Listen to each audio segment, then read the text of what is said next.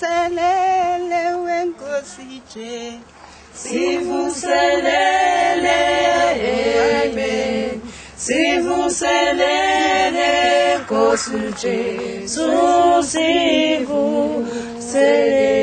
Working in rural South Africa, one of the largest needs that we have is people with skills. People normally gravitate to urban areas. That's where the jobs are, that's where the big money is in urban areas. So when you're working in small rural areas, it's very difficult to find people with skills. So we are always looking for volunteers. The needs we're finding now at the centre, a lot of it is manpower. So really people with a range of skills, like a lot of passion to serve, and really just to be hands-on with whatever's needed, because we're juggling so many different areas of, as you can see in the centre itself. So it's really having people who are very motivated, very passionate to serve and prepared to do hands-on, and they could be English teachers teaching English to some of the students, they could be helping our home-based carers going into the homes and doing what's needed there, it could be building or helping rebuild people's houses that have collapsed. So it's a huge range of things like that. The experience that you get is life-changing. If people want to give money, I normally ask them, what is it you'd actually like to put it in? Is it kids? Is it education? Is it health? Is it? And so people can really say. We've got 4 creches and a baby daycare. Those need more ongoing funding support to be able to buy food for the kids. We try and feed them twice a day, nappies, baby milk, that type of thing.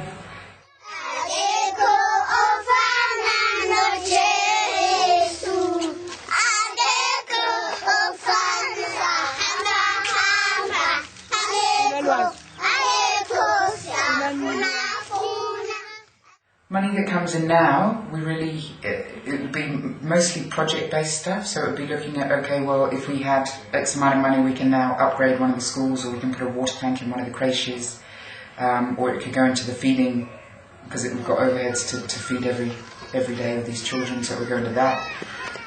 It would go into buying equipment for, we're looking to do career advising and bursaries, sourcing bursaries and that type of thing, so it could go into educational material, medication, so we keep basic meds, we don't do any prescription medications, but basic bandages and painkillers, anti-diarrhea, anti-vomiting, that type of thing, so that's something we go through quite a lot of.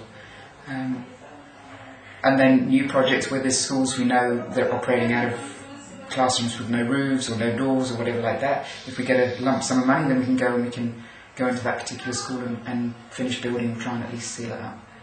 We've got emergency accommodation which is nearly finished. Find a lot of people, normally men, that are homeless with psychiatric problems, so it's just having a space for them. We've got 2 staying with us at the moment. And we're actually given a second-hand commercial kitchen from Johannesburg, which we picked up and brought down. So we're going to, once the room's actually renovated, then we can fit that. So there we're looking to do training people, because it's a big hotel industry here, train people up in working in a kitchen, and give them certificates so they can actually try and get employment locally. Training women in small business, so we're going to set up a bakery in there, so somebody's got a bakery as a business. We'll look at pickling and preserving, people can make their own produce that we can again sell locally.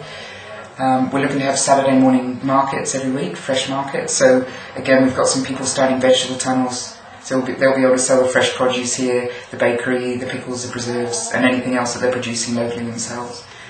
Then we're also doing a classroom which actually just burnt down, so we've just got to rebuild it now. And that'll be, at one end it'll be a computer training room, so we'll start training youth or whoever wants to learn computers and basic computing skills. And then the rest will be adult education, so English literacy, booster lessons for matric students to try and get them through so they get decent grades, career advising, that type. So a very open workshop room. And then at the very back of the centre we're starting on the respite, so palliative care unit. So often when people start ARVs, they get out of hospital too quickly, and they actually can't, the first few weeks on the ARVs actually knocks them. So it's just bringing them into a place where they've got 24-hour care, they're being well fed, washed, cleaned, people are talking them through what they're going through.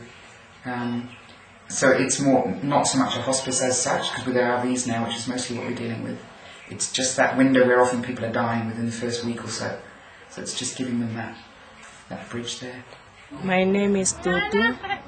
Ngivolunteer lapha Isibani. I'm a volunteer here at Isibani. Bageze abanye. Wash those who can't wash themselves, who are very sick. Yeah, bese siyakhuleka ke la. And we used to pray because there is nothing we can do without God. Unfortunately, I'm going back to Australia at the end of the year. So my position as a nurse at Isibani is coming vacant, and at the moment we have no one to take my place. So I think if people are looking for a challenge, if people are love to do cross-cultural work, love to do challenging work, working with HIV in a different culture, then this would be a wonderful opportunity for people to extend themselves and to. It's really an adventure. Every day is an adventure.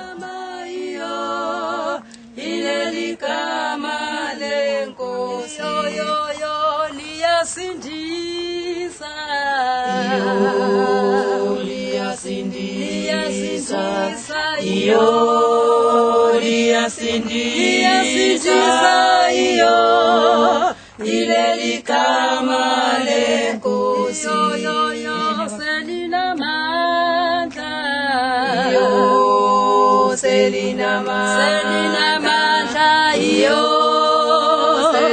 Manda,